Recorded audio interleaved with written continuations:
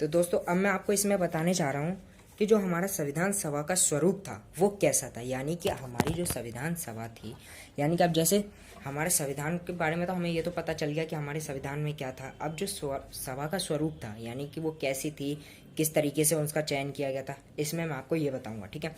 तो सबसे पहले मैं आपको ये बता दूं कि सोमवार 9 दिसंबर 1946 को सुबह 11 बजे, सोमवार 9 दिसंबर 1946 को सुबह 11 बजे हमारे भारतीय संविधान बनाने का जो कार्यक्रम था वो विधिवत रूप से शुरू किया गया। ठीक है, अब विधिवत रूप से शुरू किया गया, जिसके मतलब शुरू करने के जो तय थे, जिन्होंने ये बात कही थी कि अब हम शुरू का उद्घाटन किया गया, वो थे पंडित जवाहरलाल नेहरू। ठीक है, अब 9 दिसंबर 1946 को क्योंकि अब जैसे ये जो संविधान सभा थी, अब इसे कंट्रोल करने के लिए भी एक मेंबर की ज़रूरत थी जो इनसे बड़ा हो, जो इनके फैसले सही है या गलत इस बात पर विचार विमर्श कर सके। ठीक है, तो जो 9 दिसंबर 1946 को जब इसका उद्घाटन हुआ था, यानी संविधान बनाने की जो शुरुआत की गई थी, उस समय जो अध्यक्ष थे, यानी परमानेंट तो हम नहीं कह सकते लेकिन टेम्पररी यानी जो हमारे अध्यक्ष थे वो थे डॉक्टर सच्चिदानंद सिन्हा। ठीक है, अब उनके राज्य में या उनके टाइम पर ये शुरू तो कर दिया, लेकिन ठीक 2 दिन बाद यानी 11 दिसंबर 1946 को डॉक्टर राजेंद्र प्रसाद, जो हमारे के पहले राष्ट्रपति थे, उनकी नियुक्ति यानी उन्हें चुना गया किसके लिए, स्थायी अध्यक्ष के रूप में, यानी परमानेंट प्रेसिडेंट के रूप में उन्हें चुना गया, उन्हें सिलेक्ट किया गया। ठीक है, अब उन्हें तो चुन लिया कि वो इस सब के मेंबर होंगे, ये पूरी देखभाल के कार्य वो करेंगे, लेकिन जो कमेटी थी उसके जो मेंबर्स थे उन्हें गाइड कौन करेगा, कौन उन्हें ये बताएगा कि आपको ये नहीं ये करना चाहिए। उसके लिए उस संविधान सभा के प्रारूप को तैयार करने के लिए जो अध्यक्ष चुने गए थे वो थे डॉक्टर भीमराव अंबेडकर, जिन्होंने कि हमारे संविधान सभा का प्रारूप यानी एक स्ट्रक्चर, एक ढांचा, एक फ्रेम जिसे हम कह सकते हैं, वो तैयार करके किसे सौंपा था, सरकार को सौंपा था। ठीक है, अब इसके बाद 13 दिसंबर 1946 को पंडित जवाहरलाल नेहरू ने जो संविधान सभा थी, यह संविधान का उद्देश्य था, उसको प्रस्तुत किया। उसे कहा गया उद्देश्य प्रस्ताव। ठीक है, उसे प्रस्तुत करने का मतलब ये था कि मतलब जब इसमें भारत के भावी प्रभुत्व संपन्न लोकतांत्रिक गणराज्य की रूपरेखा थी, यानी कि उस टाइम पे हमें ये डिसाइड करना था कि हमारा फ्यूचर क्या होगा। क्योंकि हम ये तो सोच नहीं सकते थे, हमारे जो उन्होंने संविधान बनाया वो संविधान निर्माता ये तो सोच नहीं सकते थे कि सिर्फ उनका टाइम ही अच्छा जाए, बाकी टाइम के बच्चे या आने वाली पीढ़ी, भावी पीढ़ी अपना संविधान खुद देख ली, ऐसा तो नहीं। उन्हें आगे भविष्य के बारे में सोच कर चलना था, तो इसलिए उन्होंने हर तरीके से सोचना, हर तरीके के विकास को सोचकर, हर तरीके की बात को ध्यान में रखकर, आने वाली भावी पीढ़ी के विकास को ध्यान में रखकर, आने वाले पीढ़ी के भविष्य को ध्यान में रखकर, आने वाली पीढ़ी के लिए जो अगर कहीं बदलाव करना पड़ा, कहीं अमेंडमेंट करना पड़ा या कोई नए नियम कानून बनाने पड़े, इन सभी बातों को ध्यान में रखकर उन्होंने ये बताया कि हमारा जो संविधान होगा वो कैसा होगा, या उसका फ्रेम, या हम कह सकते हैं उसका प्रारूप कैसा होगा। ठीक है, जिसे 22 जनवरी 1947 को संविधान सभा ने स्वीकार कर लिया था। यानी कि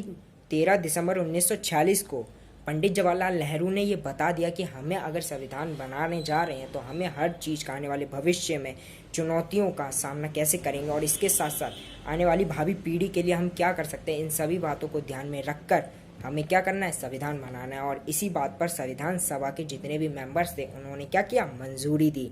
यानी इस बात को सहमति दी। अब इसके बाद फाइनली 26 नवंबर 1949 को हमारा जो भारतीय संविधान था,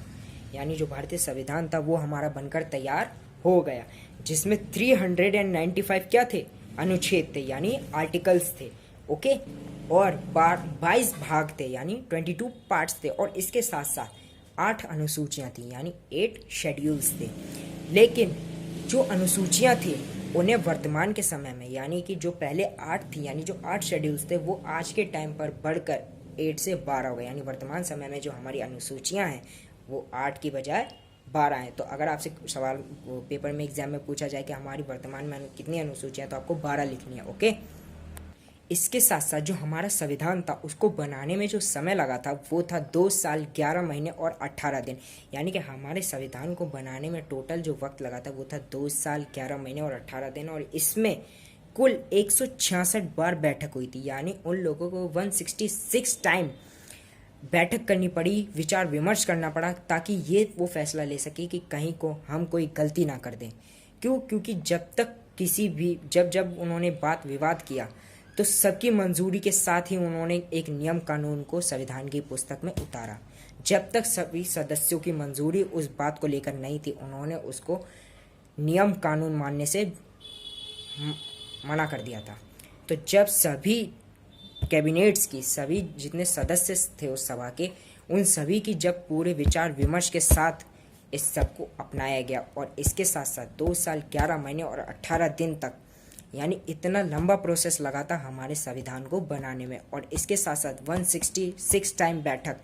आज के टाइम पे तो बच्चे थोड़े टाइम में ही थक जाते हैं, लेकिन सोचिए कि उन लोगों ने हमारे भविष्य को ध्यान में रखते हुए कितनी बार विचार किया होगा, कितनी बार मतभेद हुए होंगे, कितनी बार लोगों ने मानने से इनकार किया होगा, कुछ लोग तो इसके खिलाफ भी चले गए होंगे, लेकिन फिर भी इस मुश्किलों के बाद भी हमारा संविधान आज बनकर फलीभूत है और एक लोकतांत्रिक देश का निर्माण कर रहा है। ओके, और इसी के साथ साथ फिर हमारा संविधान जो था वो 26 नवंबर 1949 यानी 26 नवंबर 1949 को बनकर पूरी तरह तैयार हो चुका था, जिसे 26 जनवरी 1950 में लागू किया गया, विधिवत रूप से संचालन में, यानी विधिवत रूप से कार्यगत में लाया गया था। ओके, तो आज के लिए यहाँ टॉपिक ख़त्म करते हैं। अगर आपको इससे रिलेटेड कोई भी क्वेश्चन हो, कोई भी सवाल हो, कुछ भी जानकारी चाहिए हो तो आप मुझे कमेंट में पूछ सकते हैं। अगर आपको कोई सी बात को लेकर कोई डाउट है तो आप वो भी मुझसे पूछ सकते हैं। और अगर आप चाहें,